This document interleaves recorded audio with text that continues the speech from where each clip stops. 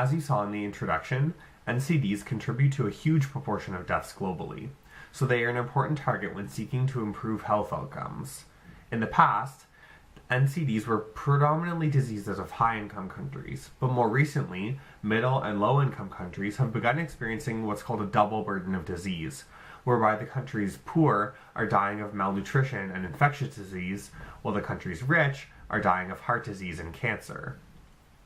Demonstrating where the burden of disease lies is extremely important when designing interventions with the ultimate goal of improving health. I think that high-income countries have done a pretty good job of trying to reduce the burden of NCDs. The Government of Canada, for example, announced a national diabetes strategy in 1999, committing $115 million over a 5-year period.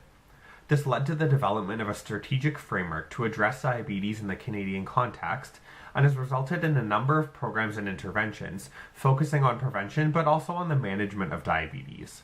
Globally, I think the next step would be to consider ways to learn from best practices in high-income countries in order to adopt prevention and management programs in low and middle-income countries. So we ended lecture by talking about this diagram here. So these two big bumps represent the global rich and the global poor. There is a great deal of variability within those two groups though, where on this end is the poorest of the poor, here is the richest of the poorest of the rich, and the richest of the rich.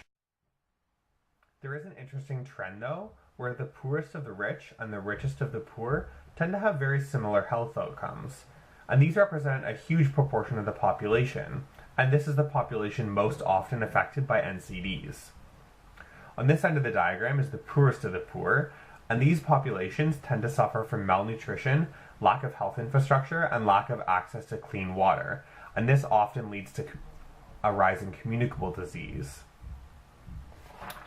I think this distinction is very important because, as we talked about last week, interventions and research both require funding, and that funding is often secured by convincing funders that the burden of NCDs is exceedingly large.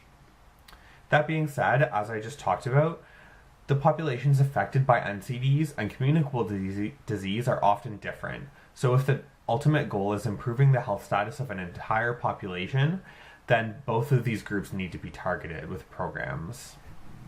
Next week, I'll be discussing water, sanitation, and health following a lecture by Dr. Krager, so stay tuned for that.